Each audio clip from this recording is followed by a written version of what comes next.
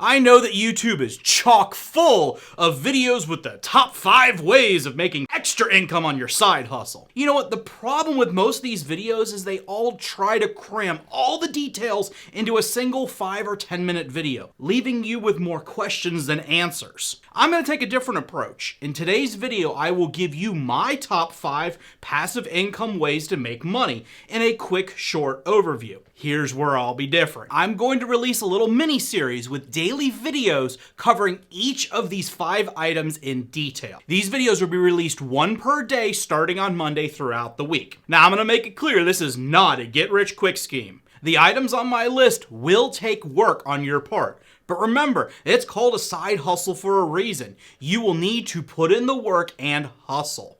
But if you generally want to be financially independent and you are willing to make the change in your life, here is the information for you. Also, don't worry, I'm not going to try and sell you some crappy online course. My knowledge is shared with you free of charge. I just ask that you like, comment, and share this video with your friends. Thanks.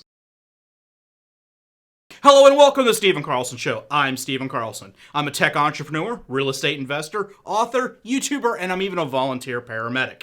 By the end of this mini-series, you will have 5 great ideas on how you can make extra money every single day. Now, if you're watching these videos in real time as I upload and release them, make sure that you are subscribed and click the little notification bell so you get the notification each time a video is released. If you're watching this after I've released the entire mini-series, check out the playlist that I have created with all the videos. The link is in the description below. Now, are you ready to make some money? Okay, let's get started. So why is it essential to start a side hustle now? Well, the Bureau of Labor and Statistics reported back in 2017 that over 55 million people in the United States are gig workers or independent contractors. This accounts for approximately 34% of the United States workforce. And at the time of this report, it was projected to increase to over 43% in 2020. And these statistics were released long before the current pandemic, which of course is accelerating the number even quicker. More and more Americans are either unemployed or they're working from home. Whichever situation you are in, now is the perfect time to start your side hustle. And honestly, even if you are currently employed full-time working 40 hours a week, if you have the luxury of working from home remotely, here is how you can start your side businesses. You think you don't have enough time? You're wrong. The average American commutes 1 hour each way to work every day. So at the end of your work week, you have wasted over 10 hours just driving every week. Plus, you can easily add an additional 30 minutes or an hour every morning getting ready for work. If you add this all up, there's easily 15 additional hours that you can dedicate to these side hustles if you don't have to commute every single day. Now, if you do have to commute, well, count yourself lucky that you're still employed, but sadly, you've lost these 15 hours. However, this is not an excuse for you to sit back. You can still have a side hustle. It just means you have to work a little harder. As you start to make more and more money on the side, you can choose if it's right for you to continue your full-time employment or not.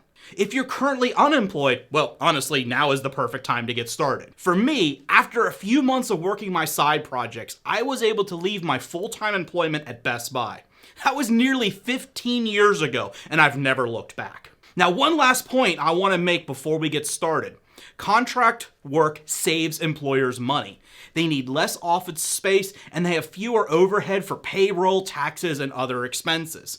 So getting your business set up now will allow you to profit from this very lucrative market. Now, as you're going to see from this list, I have kept more of the obvious items off of this list. Of course, anybody can search Craigslist and find part-time jobs making a little extra money cleaning someone's house or mowing the grass. But unless you want to hire employees to do some of this work with you, it's going to be impossible for you to scale this business. Think about it this way. There are only so many houses that you can clean or yards you can mow in a single day. Now, nothing against these businesses, but if you want to be financially independent, these businesses will not get you there being a one-person show. Now, this list will show you some of the ideas that I have used myself to generate money, and I will share with you how much money I've made along the way. I will also share with you some of my secrets that I've learned over the years. Now, this list is not in any particular order. Okay, I've talked enough. On to the list. Number 1, notary. My first side hustle hack is for you to become a document notary. When somebody signs a contract, they need someone to witness the signature. A notary offers this service for a small fee. But most people overlook this because they think it sounds too official and it would be incredibly hard to get. But honestly, it is so easy to become a notary. In many states, you can take an online course for a small fee that's usually less than $50 and answer a few questions at the end. I remember years ago when I took mine in Florida, I had to watch an hour-long video and answer about 10 questions. And the beauty is, even if you get the questions wrong, most of these systems tell you what you did wrong and allow you to take the test again. So, hypothetically, and remember, I am not advocating breaking the law or the rules here, but hypothetically, you could start the video, leave for lunch, come back, answer the test, now you're certified as a notary. Of course, I didn't do that now. Once you are certified, you can order your stamp, I think mine was like $10 or something, and then you can begin notarizing documents. Now, depending on your specific area, there are sometimes laws that prevent you from charging over a certain fixed amount for notary service. In many areas, this might be like $50 per notarized document. You will need to check your state laws. In my detailed video, I will share with you the secrets of how I made an extra $2,000 to $3,000 per month. The link to the playlist is down in the description. Number 2, to write a book. Writing a book does take some time. This isn't something that you can, well, at least this isn't something you should be able to rush out into the market in under a week. I have written and published 2 books. The first is the history book on American politics, and the second is about online cyberbullying and stalking. Both books were written in my spare time and took about 2 to 3 months each to write. Now, if I was more focused on them at the time, honestly, I probably could have knocked them out in maybe about a month or so. Now, choosing a subject that you are very passionate about and knowledgeable about will make writing this much easier for you. Currently, I make about $750 to $1,000 per month on my Amazon book sales, and a few hundred for my Audible versions of the books. Publishing a book on Amazon's self-publishing system is very easy, but it has some unique twists that you need to be aware of. I cover this and all the other steps in video number 2 of this mini-series. Number 3, fix and flip or fix and hold real estate. As you guys know, I love real estate for wealth building. Over the years, I have acquired, fixed, and flipped over 150 single-family homes, mostly in the Tampa Bay area of Florida. Now, there are pluses and minuses to a fix and flip strategy versus a fix and hold strategy. And in some cases, it really depends on the deal. Recently, I have transitioned to more of a fix and hold strategy, especially now with today's historically low mortgage rates. Now, while I'm going to go into much more detail in video 3 of this mini-series, when I was fixing and flipping foreclosures, my standard was to find properties that were in list pendants, that's pre-foreclosure. And I specialized in the complicated ones, where the owners were just completely missing. Either they had moved out, they've gone over to friends' houses, moved in with family, or they're in jail. Trust me, I have some great stories that I can share with you of some of the very strange situations of how I tracked people down. Now, I was willing to put in the time and energy into tracking these people down, and I consistently found amazing deals on properties for half of the price of what other investors were paying when they purchased theirs at the auction. Now, even if you are not willing to go to the same level that I was in tracking these people down throughout the state of Florida and sometimes across the entire country, you can still find amazing deals below market value. When I was flipping these properties, I knew that I had 2 to 3 months before the actual foreclosure would take place. This gave me plenty of time to fix up the house and sell it before the auction. In many of these cases, I wouldn't even bother paying off the mortgage when I purchased the house. I would just make a deal with the owner, give them a little money to move out, fix the place up, and sell it. Now, of course, the mortgage still got paid off at closing when I sold the house, but it saved me from having to come up with $100,000, $150,000 or more in cash to buy the house originally. Now, more of these details will be in video 3 of this mini-series. Number 4, sell stock photos. Now, this is something I really need to put more time in myself. If you are a good photographer, there are several online photo stock selling services where you can upload your photos to their system and get paid. In my case, I have used Big Stock Photo for over 10 years, and honestly, I would not recommend them at all. In the past, they were great, but after they were acquired by Shutterstock, their traffic went down and pretty much nobody uses them. They claim that all their photos are still showed across the entire Shutterstock network, but I haven't seen any sales from any of my photos in a year or two.